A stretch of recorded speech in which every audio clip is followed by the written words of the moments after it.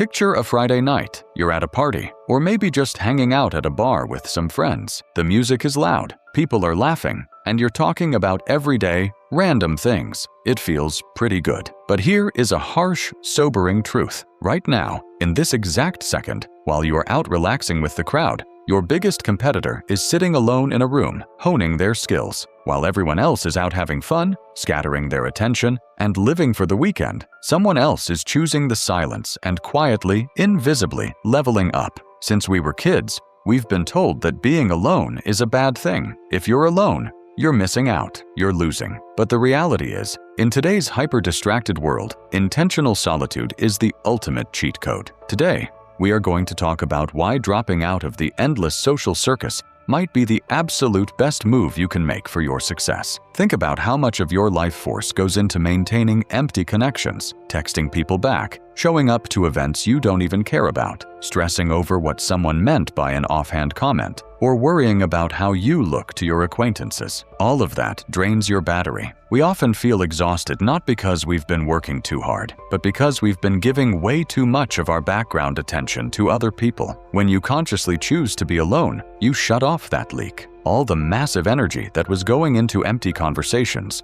social games, and trying to meet other people's expectations suddenly belongs to you. You finally have the fuel to direct toward the things that actually matter for your future. When we are constantly surrounded by the crowd, we end up swimming in this social soup. In all that noise, it becomes incredibly easy to live someone else's life. You might spend years building a career that your parents basically forced onto you. You might buy expensive things or take on stressful projects just to check a box and get a nod of approval from your friends or colleagues. In the noise, you build other people's dreams, but in the silence, you finally get to build your own. When you are alone, without the audience and the critics, the masks come off. You don't have to play a role for anyone. That's the moment you can ask yourself the most honest question. What do I actually want? Without the garbage information floating around, your true, authentic desires finally surface. Take Steve Jobs, for example. We are used to seeing him under the bright stage lights, presenting the next technological revolution to a cheering crowd. But very few people think about what happened before the applause. Jobs spent hours upon hours in absolute solitude. He practiced Zen meditation,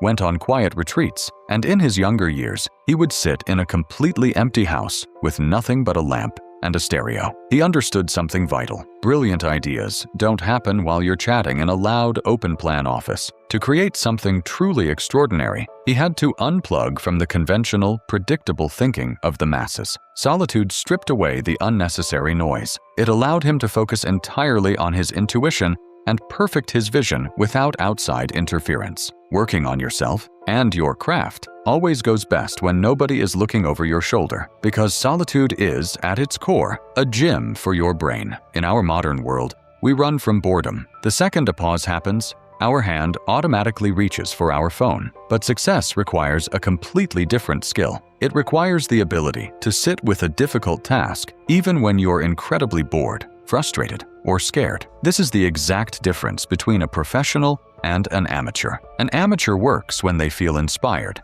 and have the right vibe. A pro can lock themselves in an empty room, face the severe discomfort of the work, and just get it done. When you isolate yourself to work, there's nothing to distract you. You train your focus just like an athlete trains a muscle. Every hour you spend alone with your goals, your ability to concentrate becomes stronger. There is another massive advantage that only being alone can give you: the absolute freedom to fail. Solitude is your greatest safety net. Think about how many bold, crazy, out-of-the-box ideas were never brought to life, simply because people were terrified of being laughed at. The fear of other people's eyes kills way more dreams than actual failure ever does. When you work in silence, you have the full right to mess up. You can test the dumbest hypotheses, write terrible code, draw ugly sketches, or try out weird business models, and no one is there to judge you. The crowd doesn't get to see your rough drafts. Solitude gives you a safe space to experiment. You can fail 10 times in a row, so that on the 11th try, you step out into the world with a masterpiece. Now, let's keep things balanced.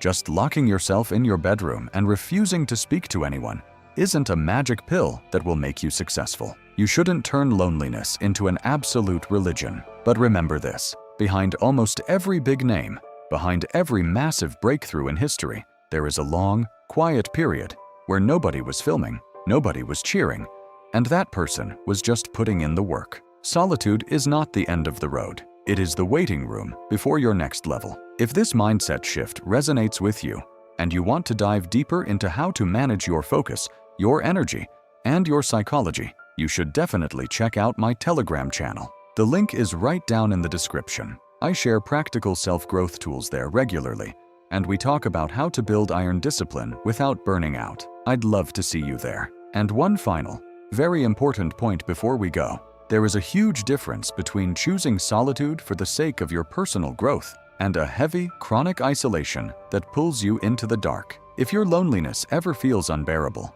or if it is accompanied by deep depression and apathy, please don't try to tough it out alone. In that case, the best and bravest thing you can do is reach out for professional help from a therapist or counselor. Take care of your mind, use the silence wisely, and I'll see you in the next video.